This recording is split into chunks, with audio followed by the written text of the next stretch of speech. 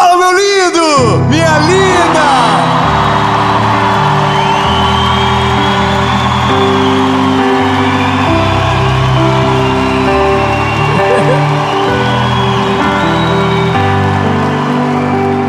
Olha, talvez você entrou nessa mensagem porque o título te chamou a atenção. Mas veja, se nós de verdade soubéssemos quem é o nosso maior inimigo, ficaria muito mais fácil de vencê-lo. Mas o nosso maior problema não é vencê-lo, é identificá-lo. A razão do porquê que às vezes na nossa vida tudo atrasa, tudo dá errado, nada acontece. 3 coisas você vai aprender nessa palavra: a identificar, a perdoar ou resolver e ressignificar. A gente vai pro vídeo, mas não antes de eu te pedir um favor muito importante.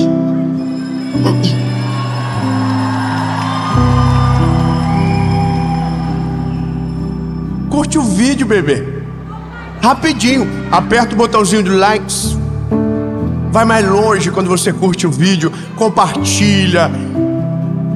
Comenta, irmão. Vai lá no comentário e fala assim: vi porque ele pediu. Então eu tô aqui. E se inscreve no canal, meu lindo. Se ainda não é inscrito, toda a segunda-feira, 7 horas da manhã, sem falhar, tem uma palavra de Jesus para você aqui nesse canal. Então, se inscreve. Já fez? Então vamos pro vídeo.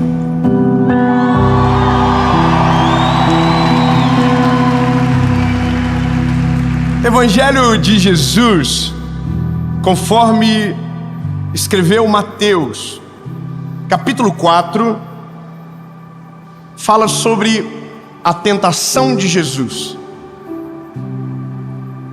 E isso dá pano para manga, porque nós precisamos entender quem é que vence a tentação. Se é a divindade de Jesus ou se é a humanidade dele. A Bíblia vai dizer em Filipenses que mesmo podendo usurpar em ser a Deus, ele se fez homem servo como eu e você. Então a tentação que Jesus vence, a sua deidade, ela não está em jogo. O aqui é o humano, para que um dia pudéssemos ouvir a seguinte frase: eu venci o mundo. Aleluia! Vamos melhorar. Tende bom ânimo. Eu venci o mundo.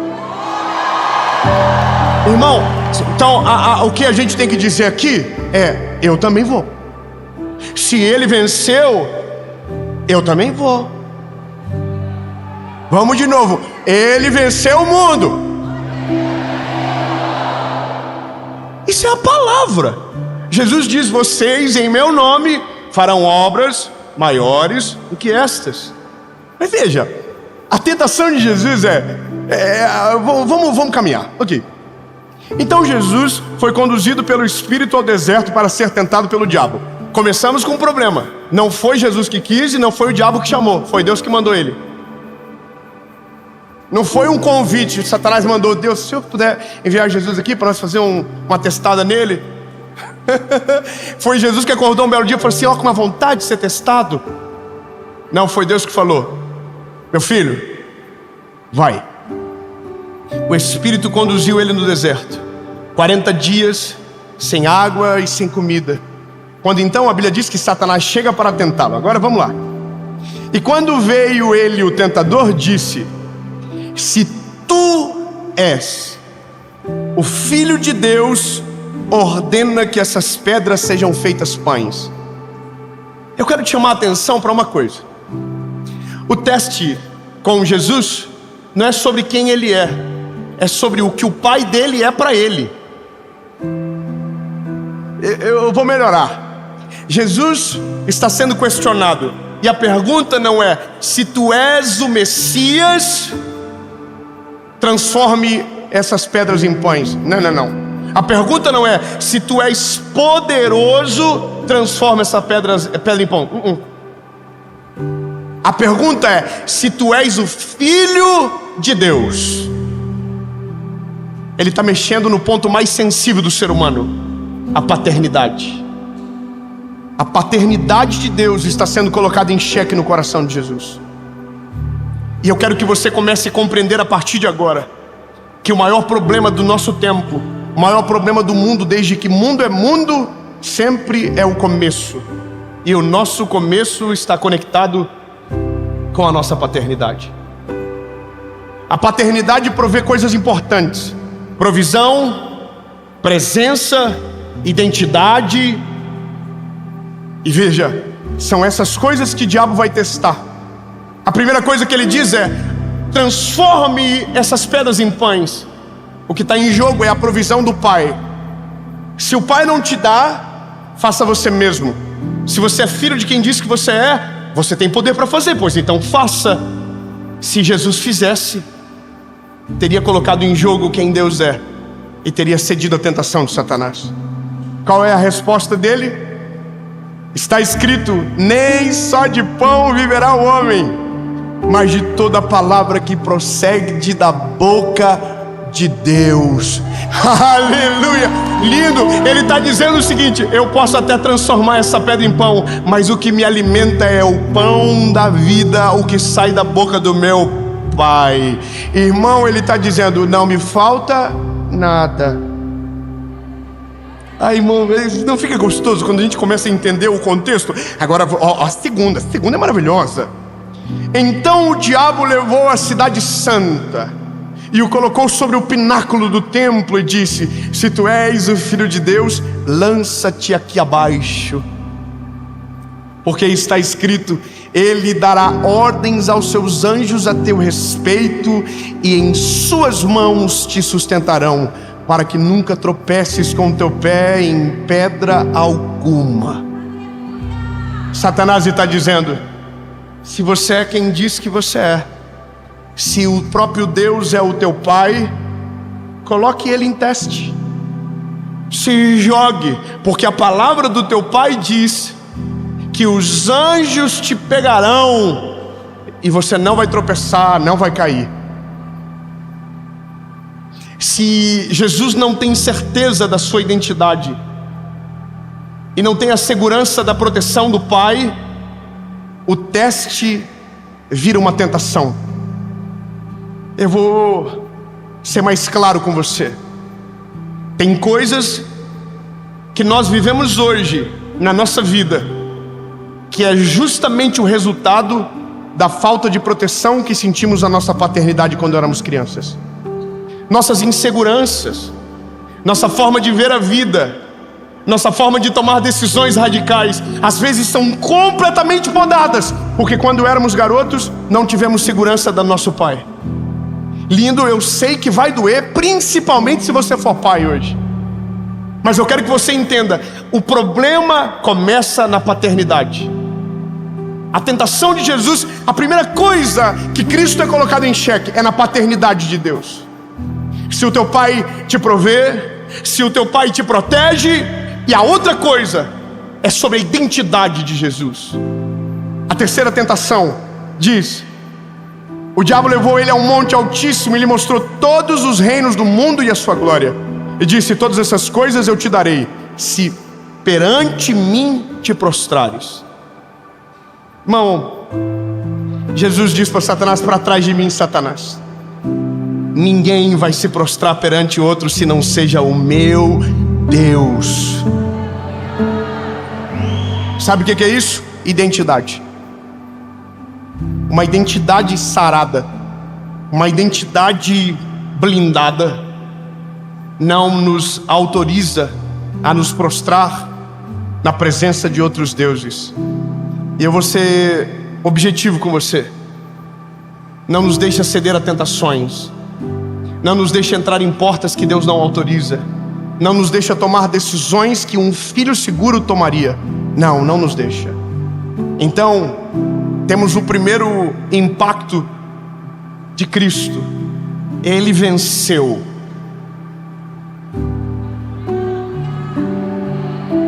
Um irmão disse: eu também vou. Mas tá tudo certo, ele venceu. Então veja, se temos algo claro, comece a examinar a sua vida. O pai que você é, a esposa que você é, a forma que você educa os filhos, a forma que você cuida de dinheiro, a forma que você trata as pessoas, a maneira que você vive, está totalmente conectada com o passado. Sempre volta na origem. Se o teu pai te proveu segurança, você tem segurança. Se o teu pai colocou identidade, ninguém consegue te derrubar, porque você sabe quem você é, você sabe quão amado que você é, você sabe quão importante para o pai você é. Entende? Identidade.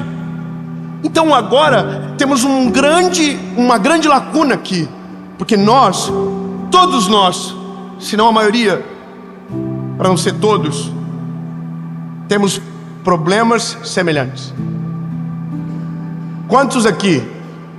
Quantos que o pai, que era a figura de maior proteção, abusou? Quantos filhos que nunca experimentaram o amor do pai e que tiveram a vida toda violência dentro de casa? Quantos homens que aprenderam a amar as suas esposas olhando a forma que o pai amou de maneira errada a sua mãe, e hoje é igual? Quantos filhos que são educados na base da ira, porque essa foi a educação que ele recebeu? Quantas pessoas que paralisam na vida e nada acontece, porque o pai era exatamente igual, e todas as desculpas que precisamos já vem pronta. Lindo, as coisas que você diz tem tudo a ver com o que você ouviu. Os pensamentos de escassez tem tudo a ver com o que você ouviu quando era criança. Os sentimentos que você nutre tem tudo a ver com a maneira que você foi gerado. Então, meu lindo, temos um problema. Porque se a paternidade é o nosso calcanhar de Aquiles, o inimigo sempre vai saber aonde acertar. Porque se ele sabia com Jesus, ele também sabe com você. Se ele sabia com Cristo, ele sabe contigo. Lindo, ele tem tempo para estudar sobre. Então, quando o inimigo chega, ele sabe exatamente onde é o nosso ponto fraco. Quantos pais, observa, que traíram a sua mãe, e aí você casou e também traiu a tua esposa. Você observa que está aqui. Alguém vai dizer: isso é maldição hereditária. Mas daí eu olho para Jesus. Se Jesus venceu a morte, venceu a sentença, a carta de dívida foi rasgada, não existe maldição hereditária depois que Jesus entra. O que resta é a memória do que precisa ser resolvido. Eu tenho um casal de amigos há muito tempo, quase 10 anos. Quando nós o conhecemos, são pessoas maravilhosas. Quando nós o conhecemos, fomos criando intimidade. Só que a moça, a mulher, ela muitas das vezes tinha algumas atitudes que eram estranhas. Não sei, uma insegurança, sabe? A gente começou a andar com outro casal de amigos. Quando a gente viu, ela estava bolada, o bico desse tamanho, porque na cabeça dela ela estava sendo trocada. Não era alguém a mais, era alguém subtraindo ela da equação. Então ela mudou. Volta e meia nós olhávamos para ela e víamos que havia algo errado. Só que daí olhávamos para a vida dela, estava tudo perfeito. Marido maravilhoso, filhas, 2 meninas lindas, tudo perfeito. E aí você dizia: o que tem de errado nela? Por que ela fala do jeito que fala? Por que às vezes ela vive desse jeito? Por que é assim? Por que ela reage desse jeito? Não era para ela ter segurança, não era para ela se sentir amada. E aí, lindo, eu não tinha essa palavra comigo até então, mas ela entrou numa crise da vida. O Senhor colocou eles no meio de um processo muito grande, e no meio desse processo ela conseguiu recobrar a história e conseguiu identificar aonde estava o problema. E o problema estava na paternidade. Eu não vou ser invasivo e não vou contar as histórias dela, mas quando ela contava as histórias, a gente chorava junto. Como foi? Como aconteceu? Um filho ouvir que não foi planejado e que foi um acidente. Imagina um filho que ouve da mãe que ela nunca foi desejada. Você sabe, tem coisas que marcam a gente tão profundamente que a gente não consegue lembrar quando, onde, como, mas está marcado aqui dentro. Eu me lembro que quando trabalhava na rádio, teve uma senhora que trabalhava lá, que ficou grávida num tempo muito difícil da igreja, e a mãe dela falou que ela ia ter que abortar, porque senão ela ia ser expulsa da igreja. Olha que absurdo. E o marido dela era um homem muito louco. E aí ela disse que um dia o marido falou: nós vamos tirar essa criança. Ele deu 3 chutes na barriga dela. Sabe? Ela baixou, ele chutou, chutou, chutou. A menina cresceu, uma menina insegura, uma menina cheia de traumas, uma menina que não interagia. E aí um dia essa mulher ouviu uma palavra talvez semelhante a essa. Chegou em casa e disse: filha, a mãe precisa falar com você. E ela disse: pode falar, mãe. Ela falou: a mãe quer te pedir perdão, porque a mãe te abandonou várias vezes, porque a mãe fez... E ela não falou do chute na barriga. E aí a menina disse: mamãe, eu perdoei a mamãe desde quando eu estava aqui dentro. Tem marcas que a gente não sabe que tem, mas que carrega. Tem crises que a gente nutre e não sabe que tem. Então, meu lindo, através do Espírito Santo de Deus, precisamos passar em revista na nossa alma. Porque quando Cristo entra, nosso espírito é transformado, mas a nossa alma ainda está em processo. O que está dentro de você que até hoje não foi resolvido a ponto de te deixar seguir em frente? Por que ainda não melhorou? E aí o caminho ele é árduo, porque quando a gente identifica e aquilo ainda não foi curado, dói como se fosse no dia. É como um machucado, que quando você mexe, dói mais do que quando o acidente aconteceu. Que quando o acidente aconteceu, você estava com 1 milhão de sensações, agora você está olhando para o machucado que tem. E aqui, meu lindo, eu vou te falar que é o maior exercício de alguém que ama Jesus. É quando você lembra de tudo que te feriu e toma uma decisão. É quando você olha para tudo que viveu, para tudo que passou, e consegue associar o porquê faz o que viveu, porque é o que aconteceu, porque fala do jeito que fala, e começa a lembrar de tudo que ouviu. É impressionante, meu lindo. Mas a gente é como o espelho dos nossos pais. E se tivermos ausência, se não fomos protegidos, se a nossa identidade não foi firmada, temos a forte tendência de fazer a mesma coisa com os nossos filhos e viver a mesma vida que viveram quem veio antes de nós. E aqui entra o poder do Evangelho. O poder do Evangelho entra agora, que é quando você identifica e precisa tomar a decisão do que vai fazer com a memória. E eu vou ser claro, talvez até falar algo demais, mas eu preciso. Na nossa casa, somos 2, eu e a minha irmã. Mesmo pai, mesma mãe. 2 reações diferentes. Eu não me parou, a minha irmã atrasou. É doido imaginar isso, não é? Mesmo pai, mesma casa. Um reagiu de um jeito, outro reagiu de outra forma. O que não me doía, para ela doía diferente. Olha que loucura, meu pai tinha uma crise, minha mãe, parece que os dois iam se matar toda hora. Meu pai e minha mãe começavam a brigar, meu pai começava a acelerar o carro na estrada e a gente pensava que ia morrer. E aí olha que interessante, meu pai, quando saía para trabalhar, não me levava. E eu não tinha valor para o meu pai. Tudo que eu falava não tinha valor. Quando eu falava, meu pai mandava calar a boca. Meu pai me chamava de retardado. Quantas vezes eu ouvi isso? E eu consigo falar sem doer, porque só dói quando a ferida está aberta. Quando vira cicatriz é uma força maior. Pois amém, aleluia. Então eu falo e não dói, porque já foi curado. Mas olha só, eu olhava, o meu pai saía com a minha irmã, não saía comigo.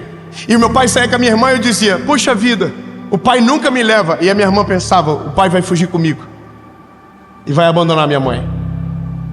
Pontos de vista diferentes, lindo. Tudo que você faz impacta quem está à sua volta, cada um de um jeito diferente.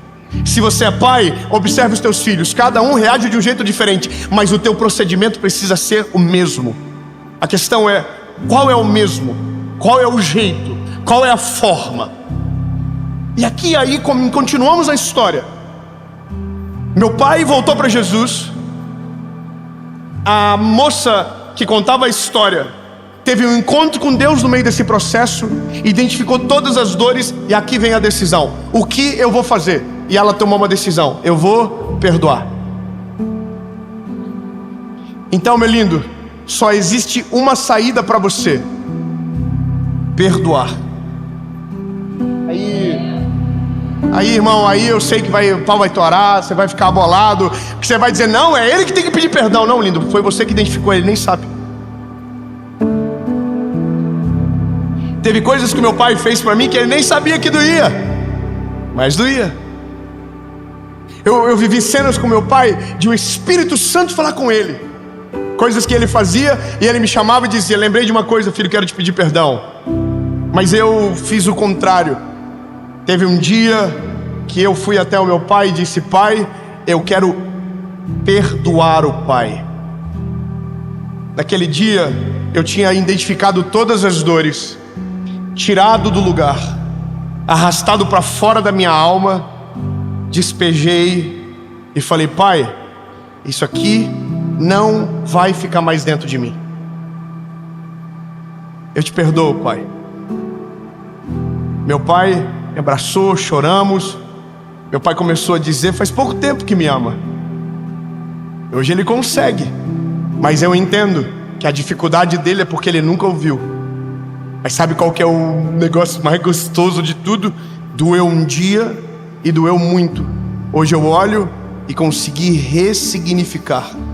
Como assim, David? Irmão, Deus me deu um manual de como não fazer. Você não pegou? Lindo, o manual é como usar. O meu manual é como nunca fazer. Então, lindo, eu não tenho...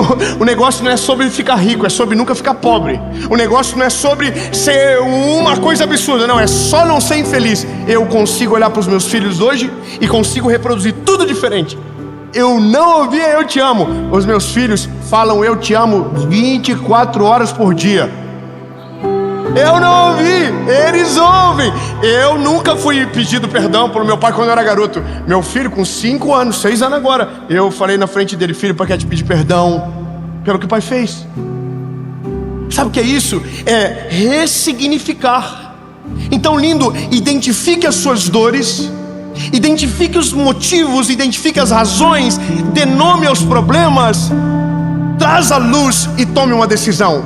Perdoe todos aqueles que te feriram, porque enquanto você não perdoa, o que você nutre dentro de você só faz mal para uma pessoa: você. É o teu futuro que não acontece, é a tua vida que não deslancha, é as tuas emoções que são prejudicadas, é você que fica amargo, meu lindo. Então não adianta identificar e não resolver, ou não adianta pensar que está tudo certo, sendo que lá atrás está cheio de lixo escondido. Vai atrás, busca, traz para fora. Aí a Bíblia vai dizer que Jesus venceu, então eu tenho a segurança de saber que como homem ele vence a tentação, eu posso vencer o meu passado, porque se eu não tive a paternidade que gostaria, consigo transferir tudo para Cristo, porque Ele é a paternidade perfeita. Não me falta provisão, não me falta presença, não me falta cuidado, não me falta identidade quando eu olho para Ele. Tudo que me faltou na vida encontrei em Jesus num dia só.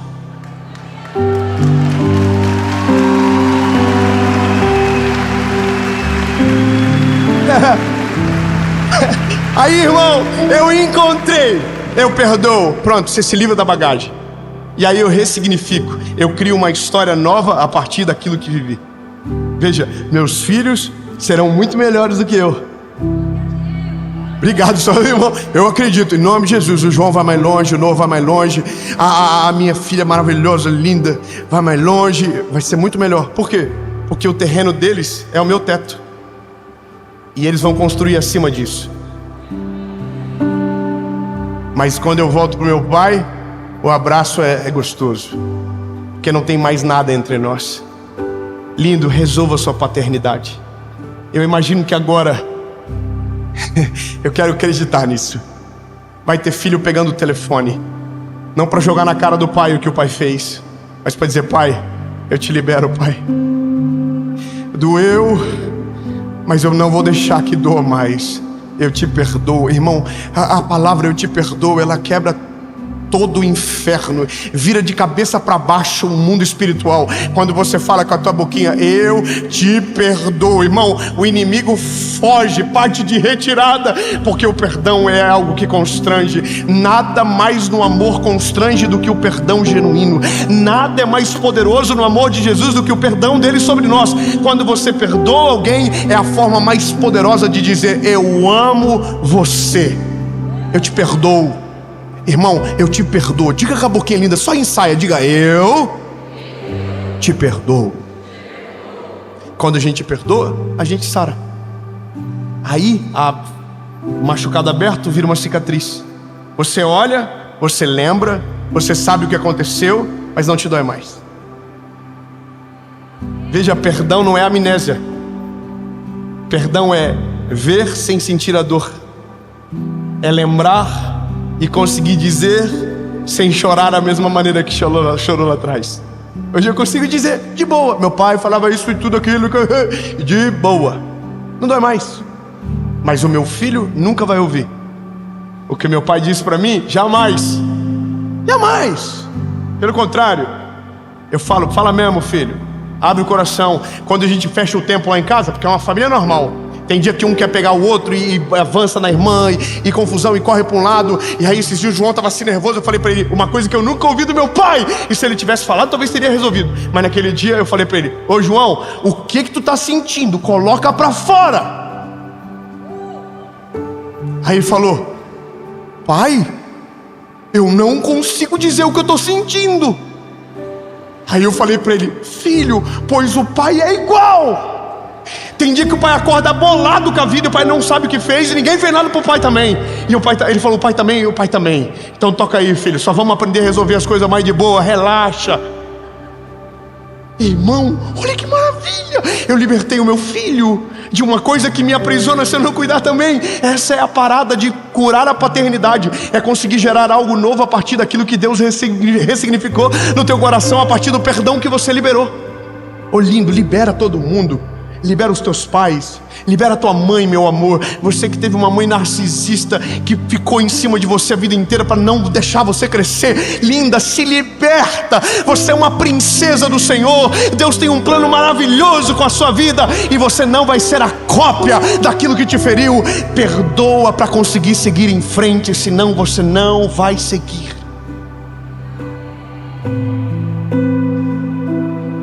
Bom, terminamos.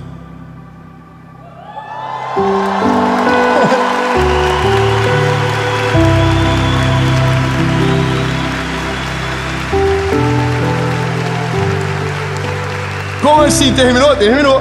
Porque agora é com você. É você que pega o telefone. É você que vai na casa da pessoa. Porque não adianta lembrar e não sarar. Talvez você estava aqui ouvindo, talvez você está aí lembrando de 1 milhão de coisas. Se ainda dói, é porque não perdoa. Então, lindo, faz o exercício. Se te feriram, se te machucaram, se a sua paternidade foi frágil, se você tinha que receber muito e na verdade não recebeu nada, e isso te paralisa até hoje, identifica, perdoa e ressignifica. Porque então você vai ser chamado de livre. Porque se o Espírito de Deus te libertar, vocês serão livres. Em nome de Jesus, Pai, nós quebramos as cadeias, quebramos as correntes que nos aprisionam. Jesus, eu consigo ouvir as amarras que se soltam. famílias restauradas, perdão liberado, Senhor Jesus, para uma vida nova. E bom, Jesus, porque é no começo do ano, porque o próximo Natal vai ser diferente, a próxima virada de ano vai ser diferente, as próximas estações que vierem, a primavera vai ter cor de primavera, Senhor Jesus. Sim, eu creio em famílias restauradas, mas tudo pelo Teu Espírito Santo, que nos faz lembrar do que não pode ser esquecido, mas não para ser sepultado no sentido de esquecer, mas de perdoar para liberar para fora. Jesus, nós não queremos viver assim. Não queremos entender o porquê somos o que somos para poder curar. Em nome de Jesus.